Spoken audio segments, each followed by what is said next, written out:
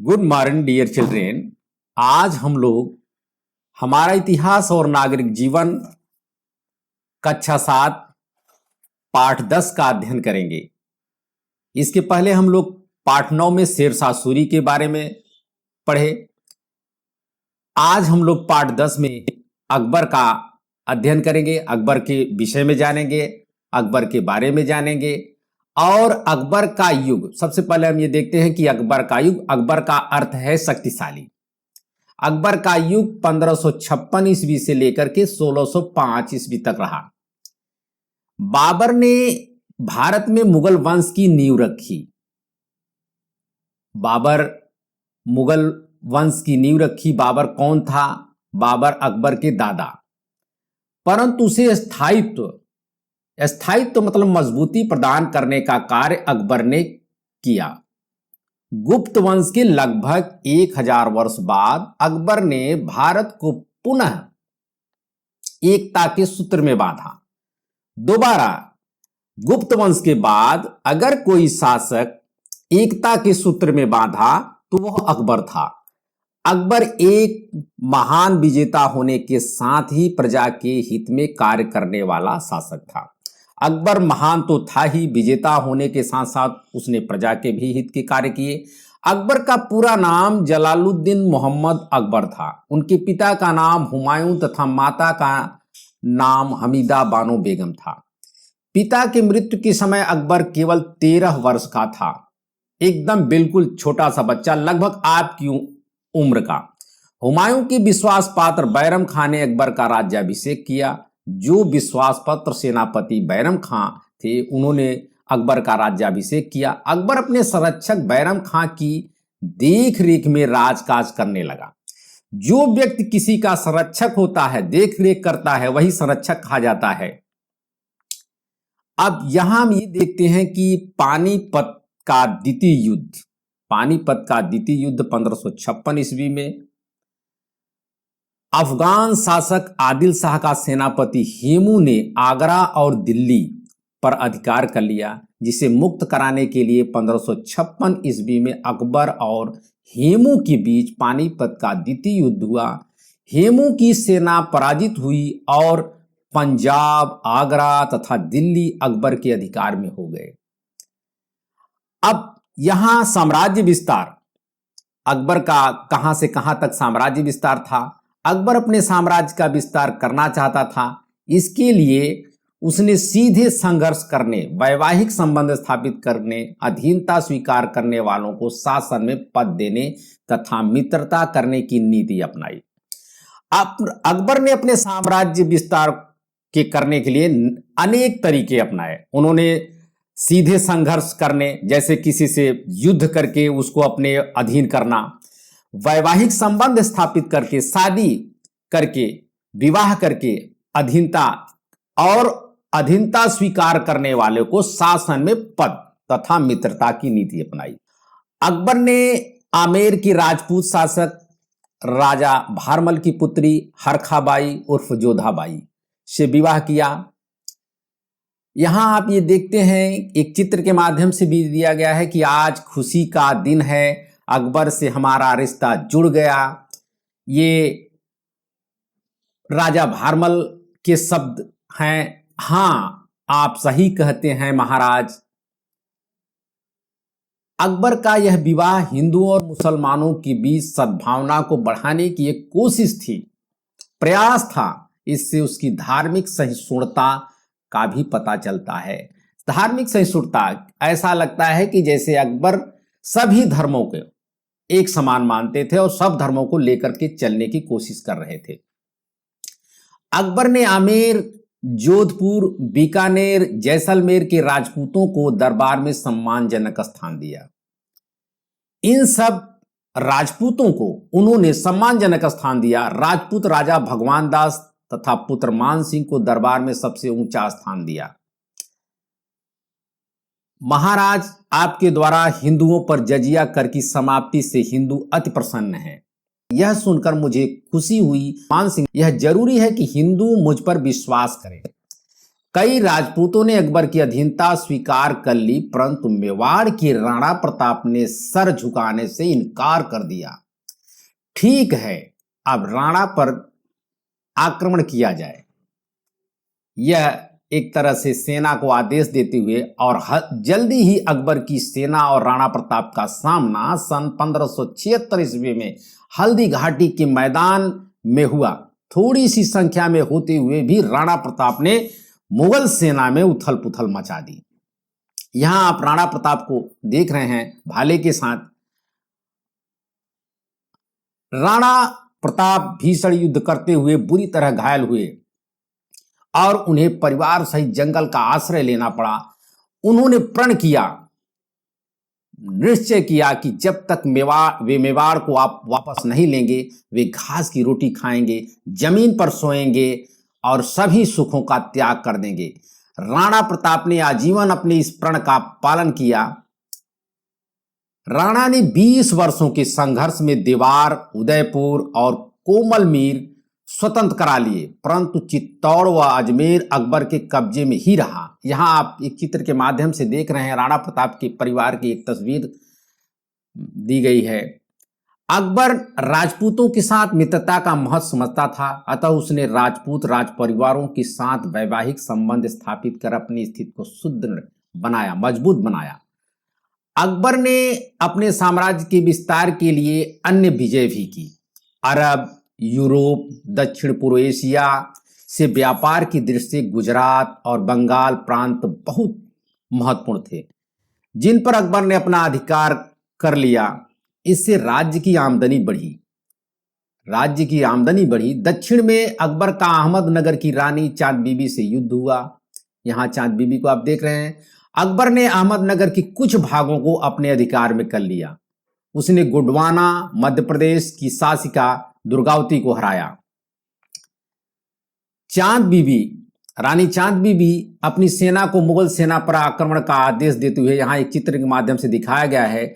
इस तरह अकबर ने एक विशाल साम्राज्य की स्थापना की, जो कश्मीर से अहमदनगर तथा काबुल से बंगाल तक फैला हुआ था। आइए इस मैप के माध्यम से हम लोग ये देखते हैं कि अकबर का साम्राज्य कहाँ से कहाँ तक फैला हुआ था। ये यहाँ आप नीचे देख सकते हैं, राज्य की बाह्य सीमा एक चिन्हांकन किया गया है, और अकबर के प्रांत, दक्षिण के प्रांत, जैसे ये जो आप कलर देख रहे हैं, ये सब अकबर के प्रांत थे जहाँ की अकबर का साम्राज्य विस्तृत था, फैला हुआ था। खानदेश है, मालवा है, और ये आप ये देख रहे हैं कि यहाँ मेवाड़ है, लेकिन मेवाड़ पर शासन अकबर का नहीं था पूरी तरह से। आइए ये देखते हैं कि अकबर की शासन व्यवस्था कैसी थी। अकबर ने साम्राज्य के प्रशासन को सुचारू रूप से चलाने के लिए साम्राज्य को कई स्तरों में बांट रखा था। प्रशासन के कार्यों की देखरेख के लिए केंद्र से लेकर गांव तक जिम्मेदार अधिकारियों की नियुक्ति की थी। अकबरकालीन प्रशासनिक ढांचा कैसा था? प्रशासनिक ढांचा जैसे साम्राज्य के अंग कौन कौन थे, पद क्या था, कार्य क्या था। जैसे केंद्र, साम्राज्य के अंदर जो केंद्र था, बादशाह, वजीर और दीवान। वहां 3 पद थे, बादशाह, वजीर और दीवान। और कार्य सर्वेसर्वा, वित्तीय नियंत्रण। और प्रांतीय में सूबेदार, प्रांतीय दीवान, कोतवाल, ये सब पद थे। और कानून, फौजदारी, राजस्व वसूली, आय व्यय विवरण, नगर का प्रशासन, ये कार्य देखना था। और फिर इसके बाद परगना था। परगना में क्या था? सिकदार, ये जो पद थे सिकदार थे, आमील, कानून गो, फौजदार। कानून व्यवस्था एवं राजस्व वसूली, उपज एवं राजस्व का विवरण, कोष की व्यवस्था। और फिर गांव, सबसे जो छोटी इकाई थी वो गांव थी। मुकद्दम, प्रधान, पटवारी, ये सब पद थे, चौकीदार। और इनका कार्य था गांव में कानून एवं व्यवस्था, राजस्व का विवरण, सुरक्षा का दायित्व। अब यहाँ मनसबदारी व्यवस्था क्या थी? मनसबदारी या मनसबदार एक सैन्य उपाधि थी। अकबर बिना सुदृढ़ सेना के न तो साम्राज्य का विस्तार कर सकता था और ना ही उस पर अपना अधिकार बनाए रख सकता था। जो भी साम्राज्य उसका फैला हुआ था, बिना मनसबदारों के वह कुछ नहीं कर सकता था। इसके लिए अकबर को अपने सैनिक अधिकारियों और सिपाहियों को सुसंगठित करना था। उसने इन दोनों लक्ष्यों की पूर्ति मनसबदारी व्यवस्था से की, जिसमें सेना, सामंत वर्ग और शासकीय अधिकारी एवं कर्मचारी शामिल थे। सेना शामिल थी, सामंत वर्ग था और पूरे मुगल साम्राज्य में हजारों छोटे बड़े मनसबदार यानी शासकीय अधिकारी व कर्मचारी थे। यह एक पद था, मनसबदार यह एक पद था। साधारणतया मनसब का अर्थ पद अथवा प्रतिष्ठा है।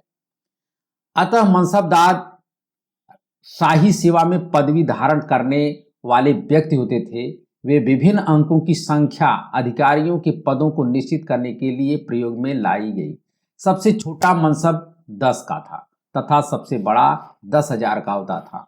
बाद में 12,000 तक की संख्या तक के मनसब दिए गए। मनसबदार साम्राज्य में बादशाह के कानून और आदेश लागू करते थे। बादशाह के खिलाफ अगर कोई विद्रोह करे तो मनसबदार विद्रोह दबाते थे।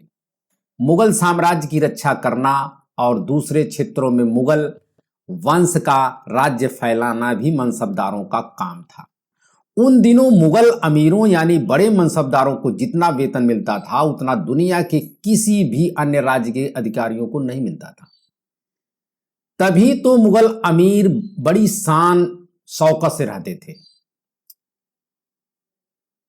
अकबर द्वारा निश्चित प्रशासनिक ढांचा आने वाले मुगलों के प्रशासनिक ढांचे का आधार बना। आज भी उत्तर प्रदेश में कई पदनाम और प्रशासनिक क्षेत्र इन नामों से जाने जाते हैं। अकबर कालीन सिक्के, यहाँ आप अकबर कालीन सिक्के देख रहे हैं।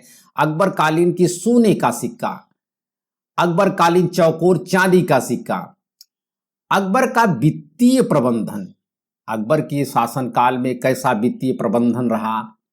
राज्य की आय के 2 प्रधान साधन थे, भूमि का लगान तथा व्यापार पर कर।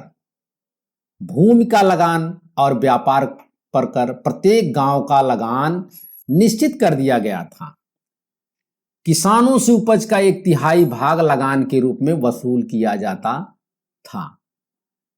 किसी भी भूमि में एक निश्चित उपज न होने के कारण अकबर लगान का प्रबंध समय समय पर कर के पक्ष में था। उसने भूमि की नाप कराकर लगान का लेखा बनाने का कार्य राजा टोडरमल को सौंपा। लगान की इस व्यवस्था से किसानों को सुविधा हुई। उनको अब मालूम रहता था कि उपज का कितना भाग उनको लगान में देना है। यह निश्चित हो गया कि कौन किसान कितनी भूमि पर खेती करता है और उसको निश्चित करके उसने प्रजा पर उतनी भूमि के लिए लगान लगाया। यह कार्य राजा टोडरमल को सौंपा गया। कृषि एवं भू राजस्व प्रबंधन। कृषि मुगल बादशाहों की समृद्धि का आधार थी। कृषि उपज की वृद्धि के लिए विशेष ध्यान दिया गया। इस समय एक ही खेत से विभिन्न फसलों का उत्पादन किया जाता था। कृषि क्षेत्र का विस्तार किया गया। भू प्रबंधन में हमें प्राचीन भारत से लेकर मध्यकाल तक एक रूपता दिखाई देती है। प्राचीन भारत से लेकर के मध्यकाल तक भू कर निर्धारण के लिए पूरे राज्य की पैमाइश की गई। पूरे राज्य की पैमाइश की गई यानी नाप किया गया। भूमि की पैमाइश गज ए इलाही द्वारा की जाती थी।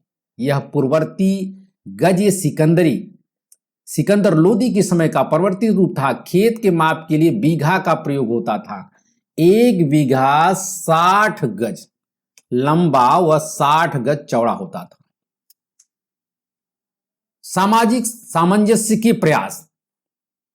अकबर ने सामाजिक सामंजस्य के लिए क्या प्रयास किया, ये देखते हैं। अकबर जानता था कि हिंदुओं के सहयोग के बिना वह न तो साम्राज्य का विस्तार कर सकता था और न ही साम्राज्य पर अपना अधिकार बनाए रख सकता था। इसके लिए उसने अनेक हिंदुओं को मनसबदार बनाया। इनमें अधिकांश राजपूत राजा थे जिनसे अकबर ने वैवाहिक संबंध बनाए तथा व्यक्तिगत संबंध स्थापित किए। धार्मिक नीति। अकबर की धार्मिक नीति कैसी रही? अकबर की धार्मिक सहिष्णुता का परिचय फतेहपुर सीकरी में इबादत खाना के निर्माण से पता चलता है। फतेहपुर सीकरी में उन्होंने इबादत खाना निर्माण किया जिसमें वह सभी धर्मों के गुरुओं से उनके धर्म की अच्छी बातों को सुनता और उन पर चर्चा करता। इबादत खाना में उसने इस्लाम, हिंदू, फारसी, जैन, ईसाई आदि धर्मों की अच्छी बातों को लेकर एक नए धार्मिक मार्ग दीन ए इलाही की रूपरेखा बनाई। इसका उद्देश्य एकता स्थापित करना था। अकबर ने सुलह कुल की नीति अपनाई,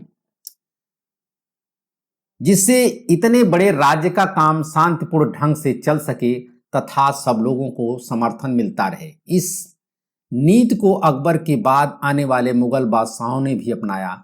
इस नीति पर हम भक्ति एवं सूफी आंदोलनों का स्पष्ट प्रभाव देख सकते हैं।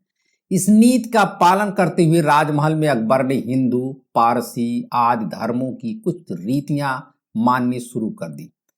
गीता, महाभारत, अथर्ववेद, बाइबिल, कुरान, पंचतंत्र, सिंहासन बत्तीसी व विज्ञान की भी कई पुस्तकों का फारसी भाषा में अनुवाद कराया गया ताकि फारसी बोलने वाले मुसलमान उन्हें पढ़कर समझ सकें। उन्होंने इन धार्मिक पुस्तकों का अनुवाद फारसी में कराया, जिससे मुस्लिम धर्म मानने वाले या फारसी भाषा को समझने वाले भी उसको पढ़ सकें और समझ सकें। अकबर ने हिंदुओं पर से तीर्थ कर तथा जजिया कर हटा दिया। जजिया जो हिंदुओं को लगाया जाता था, और जजिया सबसे पहले आप जजिया के विषय में थोड़ा सा जान लें कि जजिया क्या था। जजिया भारत में लगाने का जो कार्य किया गया सर्वप्रथम साक्ष्य मोहम्मद बिन कासिम की आक्रमण की बात देखने को मिलता है। इसके पहले जजिया कर नहीं लगता था और नहीं लोग जानते थे। सर्वप्रथम उसने ही भारत में सिंध प्रांत के देवल में जजिया कर लगाया था। इसके बाद जजिया कर लगाने वाला दिल्ली सल्तनत का प्रथम सुल्तान फिरोज तुगलक था। इसने जजिया को खराज भू राजस्व से निकाल कर पृथक कर के रूप में वसूला। अकबर ने यह समाप्त कर दिया। उसने एक ऐसे साम्राज्य की आधारशिला रखी जो बिना किसी भेदभाव के सभी लोगों के समान अधिकारों पर आधारित था। इस प्रकार अकबर के शासन काल में राज्य अनिवार्य रूप से धर्मनिरपेक्ष, सामाजिक विषयों में उदार और चेतना तथा सांस्कृतिक एकता को प्रोत्साहन देने वाला बन गया।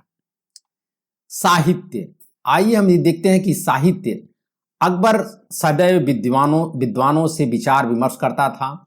इस समय की राजभाषा फारसी थी। अकबर के समय की जो राजभाषा थी, जो राजदरबार की भाषा थी, वो फारसी थी। इस समय अबुल फजल फैजी बदायूनी उच्च कोटि के लेखक तथा साहित्यकार थे। अबुल फजल ने अकबरनामा की रचना की।